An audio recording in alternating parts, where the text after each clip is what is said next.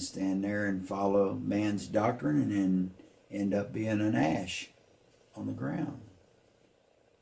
The meeting lasted about 2, maybe 3 hours. Some good talk. We talked about prophecies. We talked about things that was going to happen in this country. We talked mainly about things that's going to happen in the world. And we all elaborated that you're going to have to tell the world of what's coming.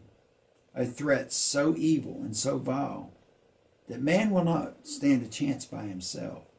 But if man joins hands as one and stands with us as one, we shall defeat what is coming, because part of that what's coming is already here. And it resonated in that room. It was a cold, hard fact. You want to accept it? Fine. If you don't, that's your shortcoming. I have lived many 1,000 years, and I have been visited by my father several times. As of late, just about 2 years ago. I've showed you the picture. But the agency, when they found out through the regressions and the understandings of certain languages and prophecies all being fulfilled, people within the agency started stepping away. I mean, they were, okay, they say this is real, and these guys here have got some serious credentials. I am not going to get around them. I'm not getting my ass vaporized. After all, I got a wife and family. Well, your wife and family may not survive either. So what are you going to do? Just say, well, I knew them and I loved them. Or are you going to step forward and protect them? The big questions were always asked, and mankind was afraid to answer the big questions. So if I'm afraid to answer the questions, then maybe you're not worthy to be a part of what we are offering. And when we offered that, that was the price of protection, the price of salvation, the price of, this is your home. Our Father created this home. Our species put you here for a reason. And you're afraid to step forward and protect your home, protect your bloodline of who and what you are. Yet you want to look at us as, these guys will kill me. We're not here to kill the innocent, only the ones who are worthy to be killed, the ones who are coming here to destroy the innocent. I had no heartburn about what I showed them. Had no heartburn about what I was telling them. Just like the rest of us. Michael and Daniel, all of us.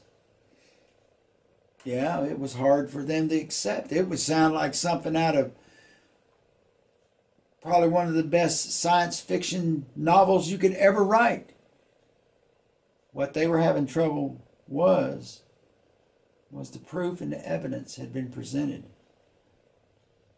And the proof and the evidence was presented by the scientists. The scientists. And the people, and especially the Catholic Church. They knew. When Bishop Coloni brought this,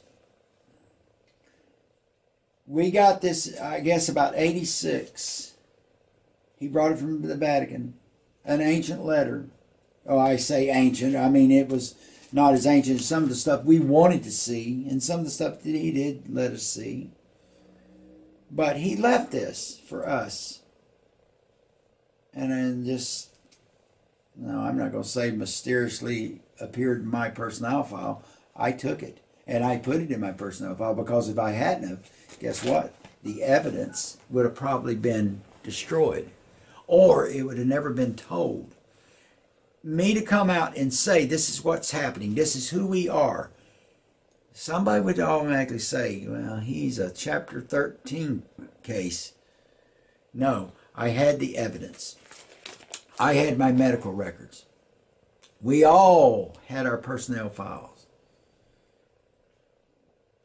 So within the psychology units within the agency that was trying to, well, at first their main goal was to debunk us, and they couldn't debunk us, so they started, well, I understand what you're saying, and you know, I'm finding out this is true.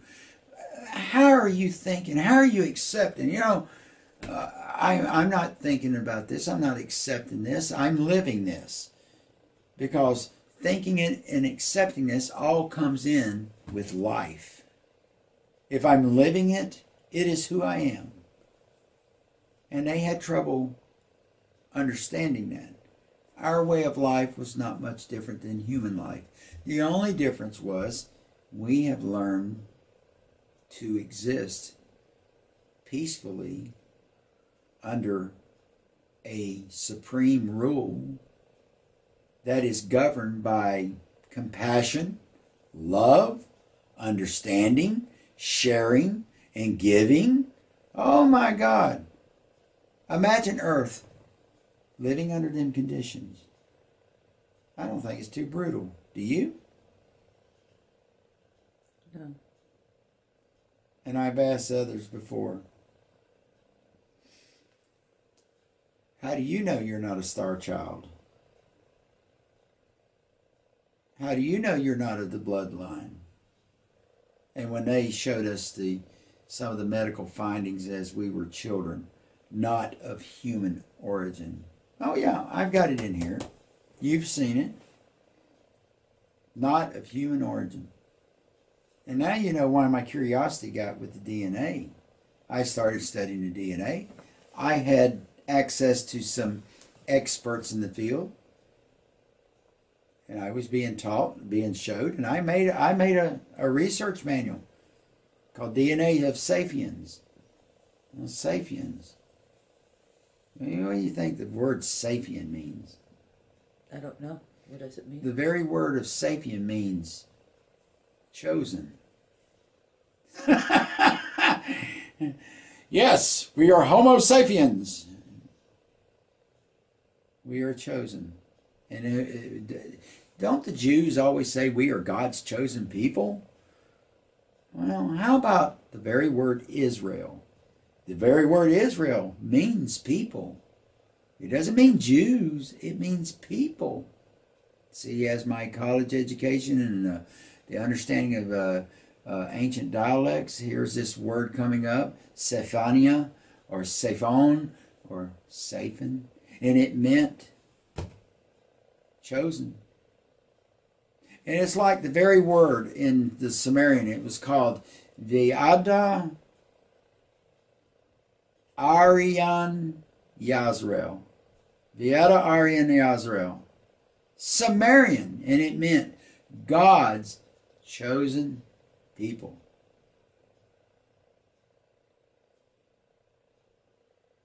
I mean, I didn't write this stuff. I only found it. And actually, I couldn't say I found it. I was guided to it. Because I'm coming back here for, what, my 4th time? And it'll be my final time. My final time. And the message was given then, and the message is being given now.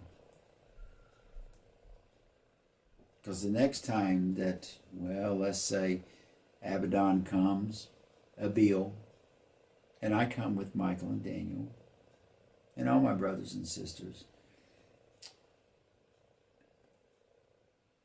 not going to be a nice time for humanity. Humanity needs to wake up now, while the time is worthy to wake up. And so what can humanity do? Humanity needs to start paying attention to what is happening around the world, because this evil is already being seen. This evil is coming into Europe, the UK, it's in America.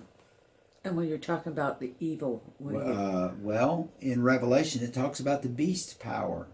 We have told people who the beast power. It is religion. Look at the world right now. People be losing their lives over convert to Islam or we'll smite your neck. I just saw the other day, Margaret. Matter of fact, it was 2 days ago, over in Mosul, where they're trying to capture that city again. Innocent children beheaded, women dissected, old men murdered, hung upside down, burnt alive, all in the name of what? Religion. For I remind the world, for in the beginning was the Word, and the Word was with him, for the Word was truth, and the Word was God.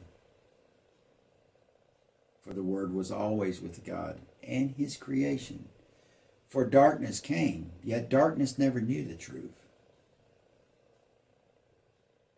That's in the Bible, John chapter 1, verses 1 through 7. Who do you think that darkness was?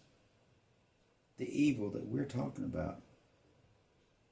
And there's more coming. There's dark forces that are going to arrive here very soon. I've lived a very, very beautiful life.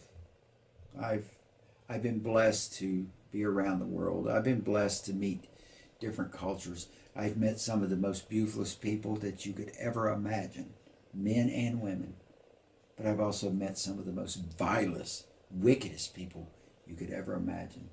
And they've looked at me and I've looked at them and they said, I know why you're here. And I says, yes, you do. But they won't do nothing because they step away. And I've had these beautiful people come to me and say, what is it about you that I know so much, yet this is the first time I've ever met you? Why do you say that? My heart led me to you. You see, it's like when you and I met. Do you have a message for me? You remember that, Margaret? I do. I've given you a message. And you'll give a message of love and hope to others. We could sit here and film for days and days and days, talk about my life, what I did, my birth, my adoption, Vietnam, blah, blah, blah, blah, blah. But it doesn't change what is coming. It doesn't change who I am or who the others are. We are here. And frankly, it's like Michael and we all say, we really don't care if you believe it or not. But just ask yourself this, what if it is true? What if what they're saying is fact? Oh my God. I have to know more.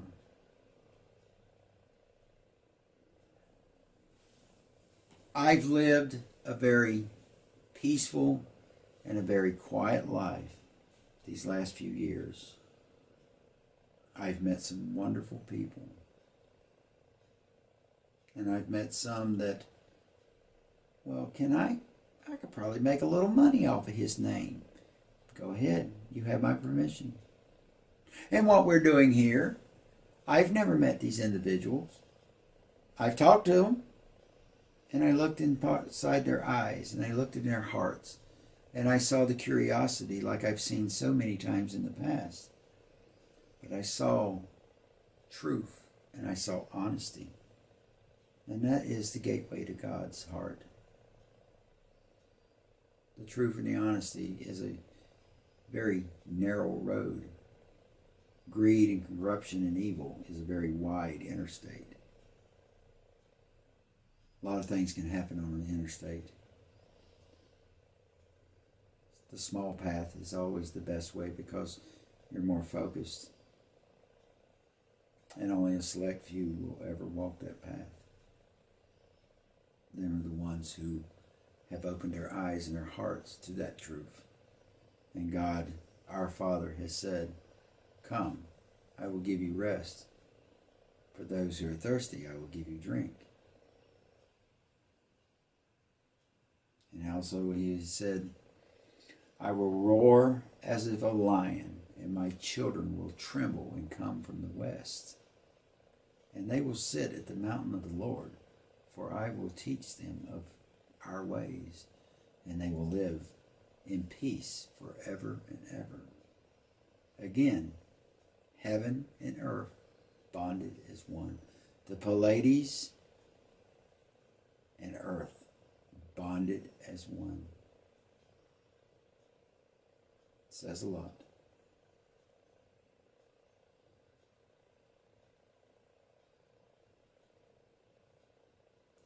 And so, you think that time is drawing closer? Absolutely. I've showed you. I've not only showed you, I've showed several other people. We know when our Father will be here. Oh, we know. It's in the Bible, after all. The Catholic Church knows it too. Imagine that. And when the Catholic Church, when they sent Bishop Coloni over, how long did he stay? He stayed until about 1990.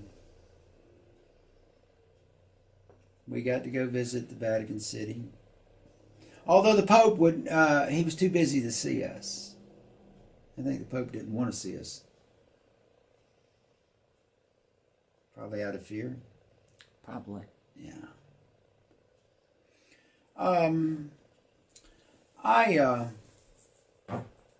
I like to stay where I am right now.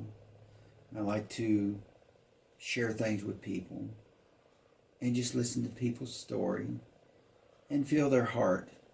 Some of it's joy, some of it's pain and sorrow. I don't have time to listen to people's bickering and arguing and gossip and drama. I've heard enough of it over the years, wouldn't you say?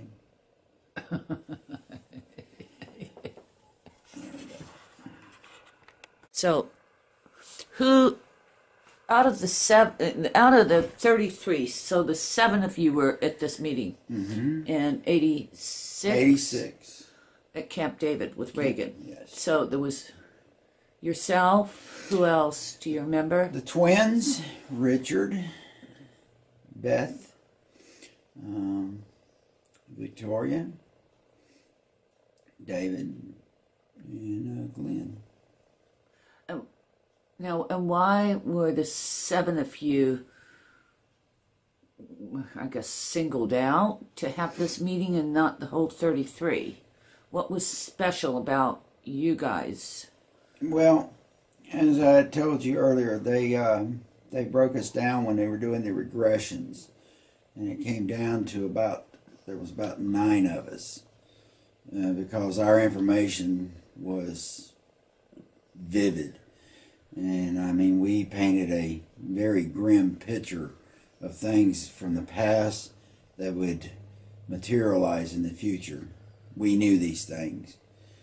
And of course, Reagan already knew about us. And he had already talked to Mikhail Gorbachev. Had a meeting. It was over in the Netherlands, I was thinking, talking about, the reduction of nuclear weapons and stuff like that. What if I told you, Mikhail Gorbachev, that there is something here upon man right now that is not pretty for humanity in general? That if we don't come together as a race, as a people, the world as you and I will know it will cease to exist. Gorbachev had his full attention on this subject matter. And Reagan started mentioning it in some of his speeches. What if the world was confronted by a force from outside of this world, from space? How little would our differences mean when we would all have to realize we are one race and we would have to defend this race as one? This is the picture that we painted. And, Reagan being religious, I guess, if you want to call it that, but we called it more spiritually because he knew things, he understood things. He realized that there was something very wrong coming. And we, as a group, we not only named names, but we also pinpointed time frames. And some of the people that was there at Camp David really had trouble accepting some of this. And when we say, well, it's not a common knowledge that drugs is dragging this country into the toilet, but it's the people who are getting profits off of these drugs at the expense of American lives. And you, of all people, are funding these people. And you know who they are, Mr. President. And Reagan knew. Reagan was also apt to fund certain groups that was going to destroy certain drug cartels. Okay, when he asked us, myself and the twins, what are you guys going to do to stop this? And we plainly told him, we can't stop it. It was foretold. And you can't stop it because your hands are tied. A greater power than anybody in this room could understand is coming here. And he's going to stop this whole process. You just hope that enough humans are still alive to witness it. I think what we're seeing today is that manifestation of what we vividly painted for Ronald Reagan. Oh, it was, within the agency, Margaret, we had some wonderful people that I was just honored to be in the same room with. Not just President Reagan or Vice President Bush or Casper Weinberger or whoever was in there. No, it was the people that within the agents, like Giles and Dr. Wood and Ward and there was many people in there. But they themselves knew we were telling the truth. And they also knew there was nothing that could stop it. They brought it to our attention. They said this was prophesied thousands of years ago, and we're seeing it come to fruition. And even Jesus said, you shall know them by their fruits. Follow the fig tree parable, for this generation will produce no fruit. And when it talks about fruit, there will be nothing good come from it. Nothing. And it's not, it was just in this country. We were saying it was going to be a worldwide epidemic. We continued doing our research. We continued bringing up our finds. We went back to Egypt, walked the Sinai Peninsula, and saw more discoveries that were just phenomenal. And of course, as I told you, we got asked to leave Egypt, never to come back again, because we told the Egyptian minister of the Egyptian museum there in Cairo that his people didn't build these pyramids. You didn't have the technology, you didn't have the manpower. And it was an insult. He told us to leave his country within 24 hours, and we did. Some people today will have trouble accepting the facts and the data, just like the Egyptian minister. It all comes to greed. It comes to the big lie that the inside workings of the world government, under the direction of the Catholic Church, has pinpointed for hundreds and hundreds of years. And you think about this. How many people have perished just in the very name of religion? A big lie. A big, big lie. Yet nobody can see it. That's what breaks my heart. Innocent people are going to perish for the lack of knowledge. And you think that lack of knowledge was done purposely to mankind? Absolutely. Absolutely. So that the powers that be can have money, property, prestige, control? It comes down to one thing: power and greed. If I have all the toys in the sandbox and you have none, I rule the sandbox. Oh, I'll throw you a little crumb of my crackers to you, but you're not going to have the whole meal. Power and greed. And oh, I'll get a few people to watch you, because if I got somebody watching you, that means I can go do more dirty stuff. Now, was the agency, because you had handler, so they were concerned about your safety, Sure. correct? Sure they were. They didn't want us talking to the public. They didn't want us talking to the media.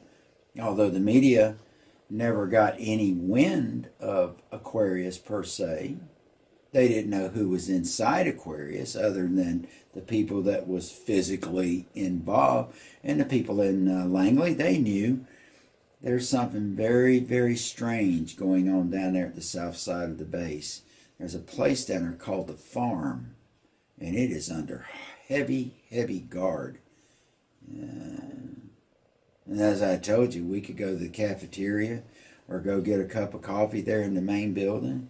And some people would say, that's them guys in the spook squad. They called us the spook squad. They called us the children of the corn. There they are. They're right there, right there. Eventually, we just quit going down there. Of course, we had interns that, hey, can I get a sandwich? Can I get a cup of coffee? Can I get a Dr. Pepper? Now, we didn't abuse that privilege, but it was to the point that the agency knew that we need to keep these guys in this area. We call it the Farm. And basically that's where we did. So did you feel like you were a prisoner at times? I was a prisoner. We all were prisoners, but we were prisoners of our own device because we had accepted to be a part of it. They brought us all together, and we knew this was what our Father said would happen. Bring my message and tell my children to prepare, for I am coming. Oh, it's a 180 from what the churches today teach. They got no clue of who is coming. Tell them to their face who's coming.